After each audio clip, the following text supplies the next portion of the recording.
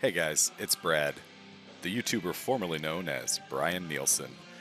Wanted to share this Snatch session with you guys, and actually, I just recorded the entire voiceover for this, and then started replaying it, and my microphone was on mute.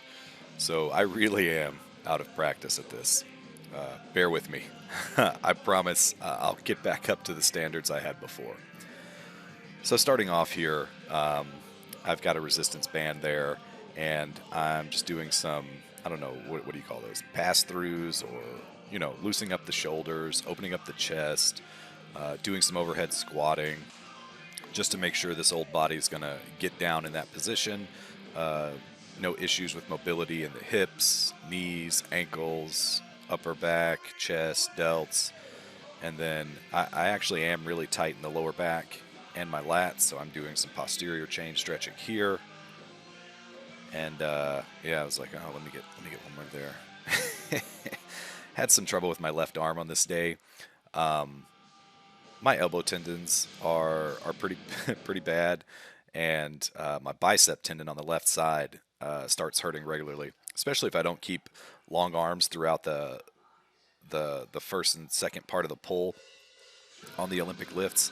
If I start trying to bend my elbows and upright row it before I hit triple extension, my left, I think it's my bicep tendon, starts bothering me, and I cut out all the parts where I've got the massage gun and going to work on it and massaging it with my hand. Here I am, just some warm-ups with the bar. This isn't anything formal. I just go through some of the different movements and see how the body's feeling. Have that sleeve on my left elbow. I've gotten to the point, you guys, where if it hurts, I put a sleeve on it. That's going to be my new saying, is put a sleeve on it. My knees aren't feeling good, put a sleeve on it. My elbows aren't feeling good, put a sleeve on it. I don't compete in powerlifting anymore, so when I did, I competed in USPF Raw with belt and knee sleeves, and that's just what I did. So, and that's how I trained. And I never put anything on my elbows while I was benching. I used that Mark Bell slingshot back in the day, and I still do sometimes. But my point is, I'm not competing anymore. The only person I'm trying to get stronger than is myself. So you're going to see me benching in elbow sleeves. You're going to see me benching in 3-ply Cerberus elbow sleeves sometimes. And it's simply because my tricep tendons, elbows, I'm 42. I know that's not old. I make jokes and say I'm old. I got buddies on here who are in their 60s lifting way more than I do. Shout out to Mr. Kentucky. And I want to be able to still be lifting when I'm that age. So if it hurts, put a sleeve on it. All right, now we're getting into some working sets here. Anything over 100 pounds I consider a working set.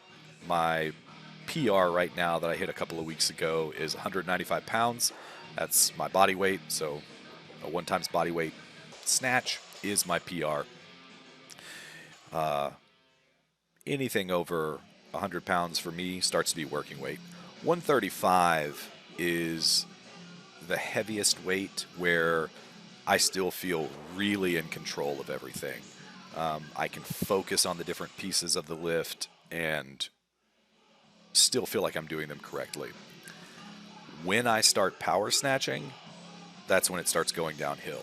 And here at 155, if I remember correctly, is when I started power snatching. Yep. See, I caught it really high, above parallel. And once I start doing that, it's all over. I actually should have taken 155 again and received it in the full bottom snatch position. Because you see 175 there was even higher. And now I'm going to start power snatching and missing forward. I always miss forward. I've never missed to the back. I take that back. One time in the past 2 years that I've been lifting, I've missed a snatch behind. Only one time. So here I am going through some drills. I realize I'm power snatching and I need to catch in the bottom. Just run through these quick drills here, give myself a little pep talk, slap my chest, and get back to it with 185. However, like I said, I should have stayed at a lower weight because I'm still power snatching. I'm not getting all the way down, and that's causing me to miss forward. This is my PR. Usually, if the last time I hit 195, I actually missed 185, missed 190, and then hit 195 perfectly. My technique is not dialed in enough yet to where I pull and catch at the exact same every single lift. So you'll see in this next cycle of super training that I'm about to run, I'm going to drop my Olympic lifts way back, focus on strengthening the power lifts, and for Olympic lifts, really focus on technique work. I'm going to say super light through this next 6-week cycle because I need to be more consistent with my lifts. And the only thing consistent here is I missed 195 the exact same way I missed 185. And just to get a look at what my pull is doing, look at my turnover, where I'm catching, I went up to 205 so that I could really see the breakdown even a little better. And so we'll take a look at this. And honestly, it looks the exact same as 185 and 195. So 205 is in the near future. Give me a couple of cycles working on technique, another cycle of strength, and then I should have 205. So like I always talk about, I like to work up to a heavy single, then drop back to about 50-55% of whatever max I'm using during that training cycle, and do technique work for the Olympic lifts, volume work for the power lifts. And volume is different for different people. I'm not talking about 10 sets of 10 or 5 sets of 10. It's really, if you look at my community feed and look at my plan for the next 6 weeks of super total training, I know I keep saying super total training. If you're unfamiliar, Google it. Juggernaut has a lot of stuff out there. There are a few more places that have some plans. If you look on Google versus YouTube, Juggernaut's the most popular on YouTube. I programmed this one on my own based on how I know my body reacts to different weights, like different volumes and intensity. But I say volume, but my volume for most people probably isn't really volume because I do like speed work on the power lifts, 8 sets of 3 reps, and it's dynamic work after working up to a max effort or whatever my heavy single is that day. But for the Olympic lifts, this kind of 3 sets of 3 or 8 to 9 singles is what I'll call is what I'm going to do with that volume or back off work. So take a look at that. Let me know if you have any questions, comments, tips, tricks. You know, who's your favorite Olympic lifter? What channels do you go to for Olympic lifting advice? I know Cal Strength is a good one.